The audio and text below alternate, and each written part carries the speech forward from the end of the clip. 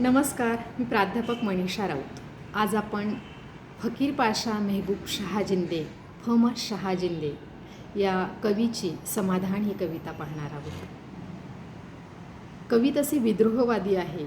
विद्रोहपूर्ण आणि समाजव्यवस्थेमधील जो रोषाचा भाग आहे त्यावर ते अभिव्यक्त होणारे असले तरी त्यांनी या कवितेला जे समाधान नाव दिलेलं आहे हेही त्याच अर्थाने उपरोधिक आहे.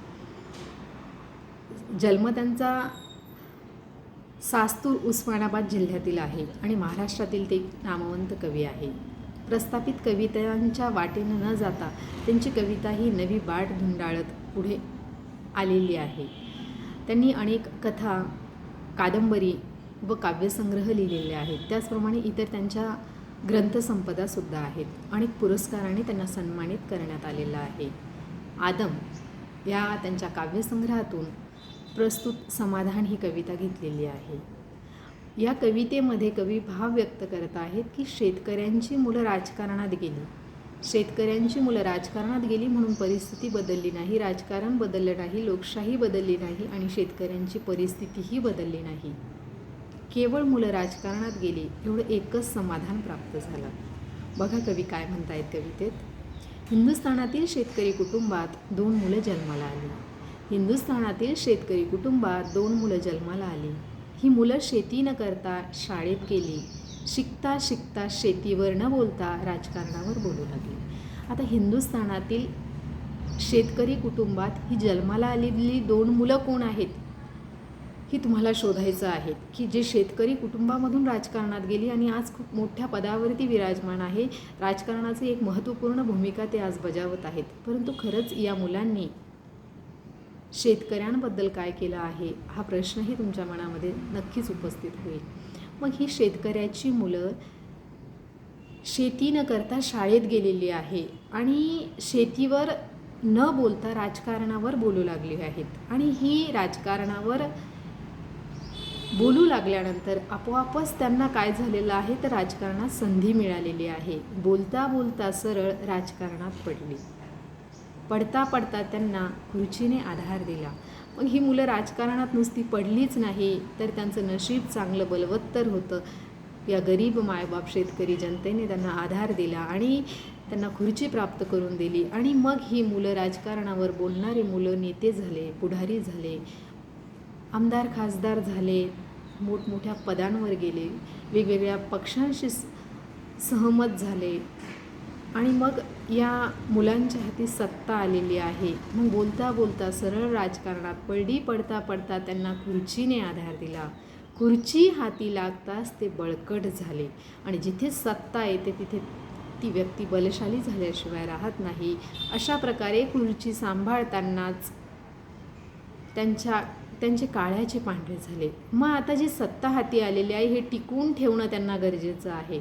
मग त्यांना बाकी शेतकरी, शेतजमीन, शेतमजूर, देशाचा विकास, काळ्या आईचं जे त्यांचं ते देणं लागत होते हे सर्व काही ते पूर्णपणे विसरून गेलेले आहेत.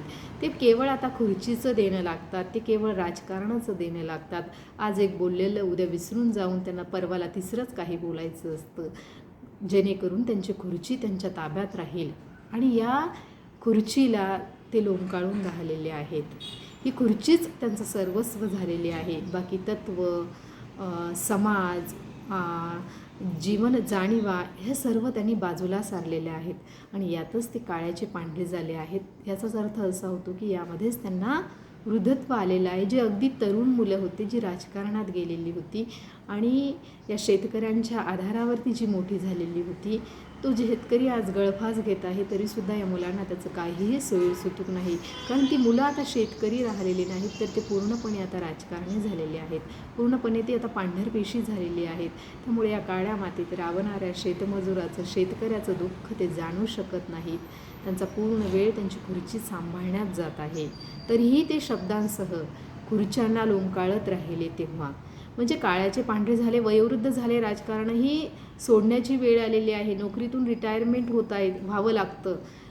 तुमची रिटायरमेंट असते, तुम्हाला ती घ्यावीच लागते. परंतु राजकारणात तशी वयाची अट नाही. मग अगदी पांढरे झालेले, जर्ज म्हातारे झालेले आहेत शेतकऱ्याची पोरं आजही खुर्चीला लोंबकाळलेली आहेत. भारतीय जनता व लोकशाही लोंबकाळू लागली.